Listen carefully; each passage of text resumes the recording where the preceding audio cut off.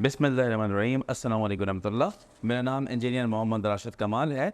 आज हम वीडियो का आगाज़ करते हैं एक नए टॉपिक के साथ, लेकिन आगाज़ से पहले आप हमारे चैनल को लाइक भी कर लें, सब्सक्राइब भी कर लें और बेल आइकन पे क्लिक भी कर लें ताकि हमारी तमाम आने वाली वीडियो मिलती रहे। अब हम अपने टॉपिक का आगाज़ करते हैं। अब ज़रा हम वीडियो को शुरू करते हैं अपने इस एक नए क्वेश्चन सवाल के साथ। वो सवाल ये है कि x प्लस 1/x जो है उसकी वैल्यू हमें गिवन है यहाँ पे, डेट इज़ इक्वल टू 3 और x³ प्लस 1/x³ की वैल्यू हमने फाइंड आउट कर दी है। देखिए, आप जब एक देखते हैं कि हमारे पास सिंपल एक टर्म मौजूद है जिसमें दो चीज़ें लिखी हुई हैं, एक x और एक 1+x जिसकी वैल्यू 3 है और देन उसकी क्यूब मौजूद है, तो हमने इससे रिलेटेड कोई फार्मूला तलाश करना होता है। तो अगर हम फार्मूले को देखें तो हमारे पास फार्मूला मौजूद है कि a प्लस बी का whole cube that is equal to a³ plus b³ plus 3ab then a plus b।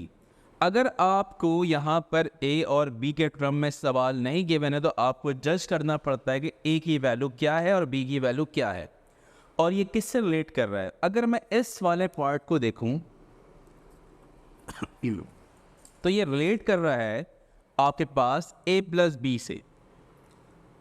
तो हमारे पास a की जो वैल्यू है वो x है, अब b की वैल्यू जो है वो 1/x है।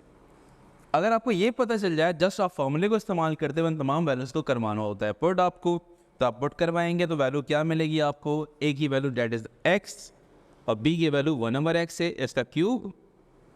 इसी तरीके से x देन उसका क्यूब और b 1/x इसका क्यूब। जस्ट आप क्या कर रहे हैं यहाँ पर कि a की वैल्यू की रिप्लेसमेंट कर रहे हैं, b की वैल्यू को रिप्लेसमेंट कर रहे हैं अपने इस गिवन और जो रिक्वायर्ड डेटा है इसको फॉलो करते हुए। a की वैल्यू x और b की जगह 1/x है, प्लस 3 आप लिख देंगे। a की वैल्यू फिर यहाँ पर x है और b की वैल्यू 1/x है, ये यहाँ पर आ जाएगा और इसी तरीके से x और प्लस 1/x हो जाएगा।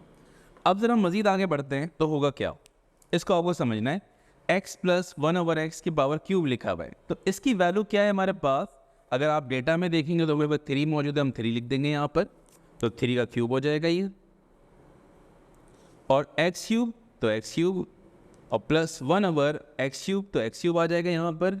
अच्छा, सिमिलरली यहाँ देखें कि ये x इस x से कैंसिल हो रहा है। वजह क्या है इसकी कैंसिल होने की कि ये एक ऊपर नॉमिनेटर में है, दूसरा डिनोमिनेटर में, तो हम दोनों को कैंसिल कर रहे हैं यहाँ पर और दोनों मल्टीप्लाई भी हो रहा है। तो वैल्यू क्या बचेगी, सिर्फ और सिर्फ यहाँ पर 3 रह जाएगा और साथ में ब्रैकेट है x प्लस 1/x और इसकी मतलब वैल्यू जो कि मैंने आपको 3 की, मैंने आप 3 लिख देंगे यहाँ पर, और 3 का क्यूब मतलब 27 और यहाँ पे x³ प्लस 1/x³ ये वैसे लिख देंगे और 3 तो यहाँ 9 बन जाएगा। आपको जो ट्रांस फाइंड आउट करना है वो है x³ प्लस 1/x³, उसकी वैल्यू को आपने फाइंड आउट करना है। आपने करना ये है कि यहाँ जो 9 है इसको यहाँ लेकर आना है, राइट साइड से लेफ्ट साइड पर शिफ्ट करना है, तो ये हो जाएगा माइनस, मतलब 27 माइनस 9, तो वैल्यू हो जाएगी x³ प्लस 1/x³। तो वैल्यू आएगी आपके पास 27 में से जब आप 9 माइनस करते हैं तो ये बन जाता है 18। तो वैल्यू आ गई हमारे पास x³ प्लस 1/x³ की 18। जस्ट आप मैथ से रूल को फॉलो करते हुए ये लिखेंगे x³ प्लस 1/x³ और राइट साइड पे इसका आंसर लिख देंगे, जो आंसर मौजूद है 18। उम्मीद है ये सवाल आप क्लियर हो चुका होगा। एक चीज़ याद रखें कि जब भी a और b के टर्म में आपके पास सवाल नहीं गिवन हो तो आपको जज करना पड़ता है कि a की वैल्यू और b की वैल्यू क्या है, देन अकॉर्डिंगली इस फार्मूले को इस्तेमाल करना पड़ता है कि रिक्वायर्ड क्या है, क्या a³ b³ जिस फार्मूले हमारे उस फार्मूले का इस्तेमाल करते हैं आप, उसके बाद a और b की वैल्यू पुट करवाते हैं, देन आपका रिक्वायर्ड आंसर आपको मिल जाता है। शुक्रिया। आप तमाम वीडियो हमारी देखते रहें और चैनल्स को लाइक भी करें, सब्सक्राइब भी करें और बेल आइकन पर लाजमी क्लिक करें, जितनी भी वीडियो हमारी है वो आपको मिलती रहे। जज़ाकल्लाह, शुक्रिया।